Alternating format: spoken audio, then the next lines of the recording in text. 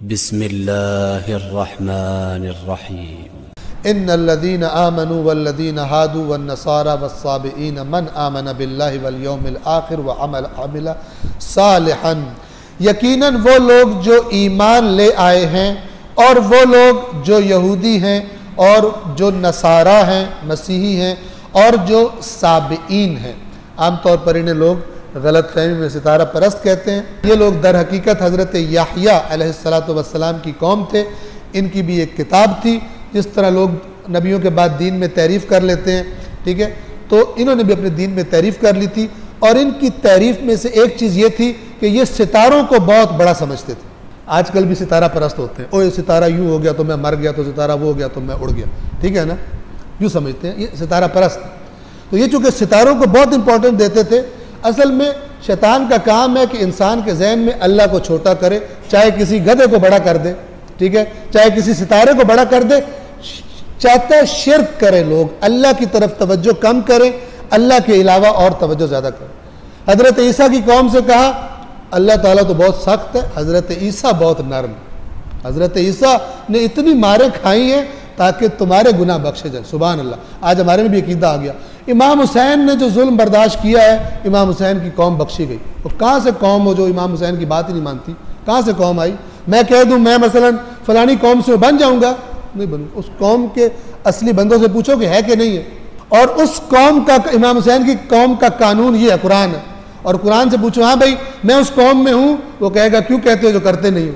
تم سمجھتے ہو تمہیں چھوڑ دیا جائے گا بغیر تمہارے امتحان کے؟ قانون تو یہ بتاتا ہے، لہذا قانون پڑھتا ہی کوئی نہ بتاتے، ٹھیک ہے نا، ادھر ادھر کی باتیں پھر لے کے سب کی سب آیتیں مربوط ہے ہم سے، کسی نہ کسی مشکل کی طرف اشارہ کرتی ہیں۔ تو یہ ستارہ پرست نے کیوں کہتے تھے؟ یہ ستاروں کو بہت زیادہ مقدس اور بہت زیادہ ان کا ریگارڈ کرتے تھے، سمجھتے تھے کہ ان کی تاثیر ہے، مثلا یہ ہم پہ اثر کرتے ہیں، یہ ہو جاتا ہے وہ ہو جاتا ہے۔ جنگ نہروان پر جب جا رہے تھے مولا امیر المؤمنین علیہ السلام، ایک آ گیا ستارہ نکالنے والا، زائچے بنانے والا، اس نے کہا مولا اس وقت نہ جائیے، یوں ہو گیا اور فلان ہو گیا جیسے کرتے ہیں، ٹھیک ہے نا، الٹے سیدھے نام لیتے ہیں، بندہ امپریس ہو جاتا ہے کہ بہت بڑا عالم ہے، مجھے تو پتہ ہی نہیں ہے کیا بول رہے ہیں، ٹھیک ہے۔ تو اس نے کہا کہ مولا اب نہ جائیں، اس وقت یہ ستارہ یوں ہے تو یہ ستارہ یوں ہے۔ مولا نے فرمایا جس نے تیری تصدیق کی اس نے اللہ اور اس کے رسول کو جھٹلا دیا۔ تو کہہ رہے ہیں نا ستاروں سے کام ہوتے ہیں، آج لگے ہوئے دب کے لگے ہوئے، الجنتری والمنتری والپتہ نہیں کیا، قرآن ہے ہی نہیں گھروں میں، مگر قرآن ہے گھروں میں، ایک اور قرآن ہے جس کو زیادہ پڑھا جاتا ہے، وہ جنتری ہے، ٹھیک ہے۔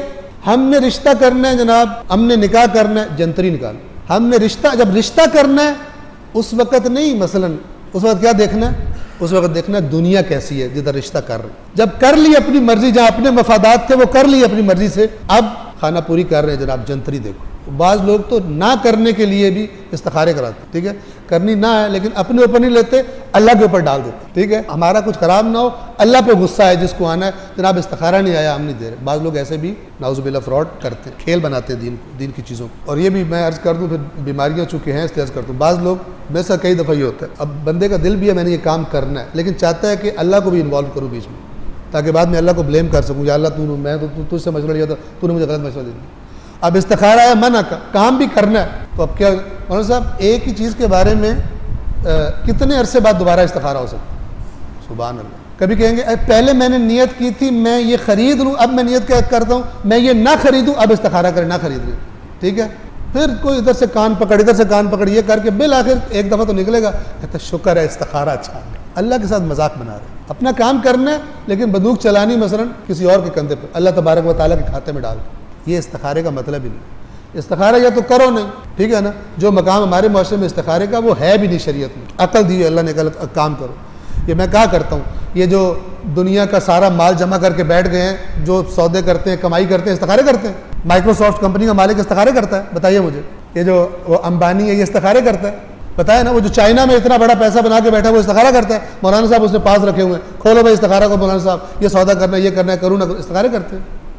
ہم استخارے بھی کرتے ہیں، ان سے پیچھے بھی رہ گئے، اور بعض اوقات ہم اتنے گر جاتے ہیں کہ کسی کو نہ کرنے کے لیے بھی استخارے کا بہانہ بنا دیا، استخارہ نہیں ہے، نعوذ باللہ من ذالک۔ اب یہاں پر توجہ فرمائیں، یقیناً وہ لوگ جو ایمان لا چکے، یہ ان لوگوں کی بات ہو رہی ہے، ان گروپس کی بات ہو رہی ہے جو اس وقت معاشرے میں موجود تھے۔ ایک کون تھے؟ جو رسول اللہ پر ایمان لا چکے، مسلمان ہو چکے، دوسرے یہودی، تیسرے مسیحی، چوتھے صابئین۔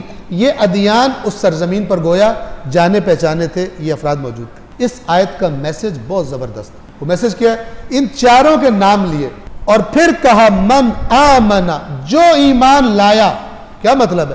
یا اللہ نے تو شروع میں کہا تھا جو ایمان لا چکے ہیں، پھر کہہ رہے ہیں جو ایمان لایا. یہ دو ایمانوں کا فرق ہے. ایک ہے کہنا میں ایمان، کلمہ پڑھ لینا، رسول اللہ کا کلمہ پڑھ لیا، بعد میں رسول اللہ کے بچے ذبح کر دیے، یہ بھی ایک ایمان ہے. رسول اللہ سے سنا ہوا تھا یہ جوانان جنت کا سردار ہے، اس کو ذبح کر دیا، پھر بھی ایمان باقی ہے. پھر بھی بعض لوگوں کے نزدیک مثلا رضی اللہ تعالیٰ بھی ہو جاتا ہے ذبح کرنے والا، کیونکہ ان دو ایمانوں کا فرق نہیں سمجھے.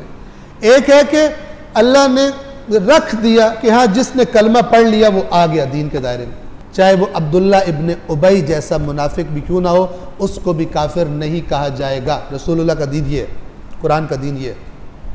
توجہ فرما رہے، کھلا واضح ہے بالکل. تو کیا ہوا؟ اب اللہ فرما رہا ہے جو یہ کہہ رہے ہیں، مثلا یہ اپنے لفظوں میں کہہ رہا ہوں، جو ایمان کے دعوے دار ہیں، جو یہودی ہونے کے دعوے دار ہیں، موسیٰ کو ماننے کے دعوے دار، جو آخری نبی کو ماننے کے دعوے دار، جو عیسیٰ کو ماننے کے دعوے دار ہیں، جو یحییٰ کو ماننے کے دعوے دار ہیں، دعووں سے بات نہیں ہوگی. من آمن باللہ، جو در حقیقت ایمان لایا اللہ پر. اور چونکہ بات چاروں کی ہے لہذا رسول کا تذکرہ نہیں کیا. فرمایا من آمن باللہ والیوم الآخر، اور آخرت کے دن پر. اللہ پر ایمان لایا پھر بھی خرابیاں کرے گا جب تک کہ اسے پتہ نہ ہو کہ میرا حساب ہونا، آڈٹ ہونا میرا. والیوم الآخر، اور تیسرا وعمل صالحا، اور اس کا عمل بھی اچھا ہے، عمل بھی صالح. فلہم اجرہم عند ربہم، یہ ہیں وہ جن کا اجر ان کے رب کے پاس ہے، جن کا ایمان ہے، حقیقی ہے، جن کا عمل بتاتا ہے کہ یہ مومن ہے. فلہم، اس قرآن کی آیت کو، ان آیات کو ساری دنیا کے لوگ سر پہ یہی قرآن رکھ کے کھڑے ہو جائیں کہ نہیں اس میں شارٹ کٹ ہے، کوئی شارٹ کٹ نہیں ہے. اللہ کا قرآن باطل اور لغو نہیں ہے. باقی باتیں جو اس کے خلاف ہوتی ہیں وہ لغو اور باطل ہیں، کہ انسان اپنی خرابی کرنے کے لیے، شارٹ کٹ نکالنے کے لیے اس کو وہ باتیں زیادہ اچھی لگتی ہیں. سامری کا پیکج زیادہ اچھا لگا، موسیٰ کے معجزے بھول گئے، موسیٰ کی باتیں بھول گئے، سامری کے پیچھے چل پڑے کیونکہ آزادی مل رہی تھی اپنی موج کرنے کی. وَلَا خَوْفٌ عَلَيْهِمْ وَلَا هُمْ يَحْزَنُونَ، ان کا اجر ان کے رب کے پاس ہے، نہ انہیں کوئی خوف ہوگا قیامت میں، نہ انہیں کوئی غم ہوگا. نہ کہ جو دعویٰ کرے میں یہ ہوں، میں فلان ہوں. یہ کیوں کہہ رہے؟ ان کے عقیدے بنے ہوئے تھے. یہودی کہتے تھے ہماری جنت، عیسائی کہتے تھے ہماری جنت تمہاری نہیں ہے.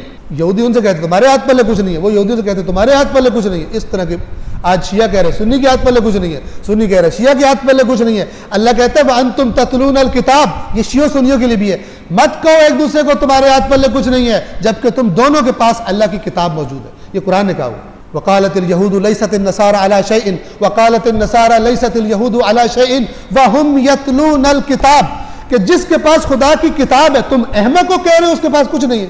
اگر شیعہ کہے سنی کے ہاتھ پلے کچھ نہیں ہے احمق ہے، اگر سنی کہے شیعہ کے ہاتھ پلے کچھ نہیں ہے احمق ہے، اس لیے کہ اللہ کی کتاب دونوں کے پاس. جس کے پاس اتنا بڑا خزانہ ہو احمق کو کہتے ہو ہاتھ پلے کچھ نہیں، کیونکہ تم جاہل ہو، کیونکہ تمہارے اندر نفرت کا بارود اور زہر بھرا گیا ہے. اس لیے تم ایک دوسرے کو جہنمی سمجھتے ہو. تمہیں مزہ آتا ہے جہنم میں پھینک کر لوگوں کو سن کے، ایسی باتیں تمہیں مزہ آتا ہے، ایسے خطیب تمہیں اچھے لگتے ہیں، اس لیے تمہارا یہ مزاج بنا ہوا. ورنہ اللہ کی کتاب ہے، مت کو ہاتھ پلے کچھ نہیں، بلکہ اللہ کی کتاب دونوں کے پاس ہے. مل کے بیٹھ جاؤ، وہ تو مل کے بیٹھنے کی بات ہے، مل کے بیٹھتے نہیں، ہر چیز سیپریٹ کر لی. سمجھتے ہیں فرقہ پرست کون ہوتا ہے؟ سمجھتے ہیں میری ایک بات بھی اگر کامن ہو گئی نا دوسرے کے ساتھ تو میں تو گیا، میں تو باطل ہو گیا. اس کا کچھ بھی صحیح نہیں ہے، لہذا میرے ساتھ تو میری سب باتیں صحیح ہیں تو ہمارا کچھ بھی کامن نہیں ہے. جہالت، کرپٹ، جو نفرت سے بھرے ہوئے زہریلے جو علماء نما افراد وہ یہ کام کرتے ہیں، اور بیچاری پبلک اس یہودی پبلک کی طرح جو تورات سے کٹی ہوئی تھی کہتے واہ واہ سبحان اللہ کتنی زبردست باتیں ہو رہی ہیں، ہم جنت میں باقی سارے جہنم میں. سبحان اللہ. عمل کا میدان دیکھا جائے تو پاکستان کے محکموں میں شیعہ بھی رشوت کھا رہے ہیں، سنی بھی کھا رہے ہیں، دیوبندی بھی کھا رہا ہے، بریلوی بھی کھا رہا ہے، سب حرام کھانے میں. فاستبقوا الخیرات، سبقت لے جاؤ ایک دوسرے سے. لیکن جب دین کا نام آئے گا دین رہ گیا لڑنے کے لیے سے. یہ مسائل اللہ کی کتاب حل کر سکتی ہے بشرطے کہ اللہ کی کتاب کو قائم کیا جائے، باقی چیزوں کو اس کے سائے میں لے کر آیا جائے.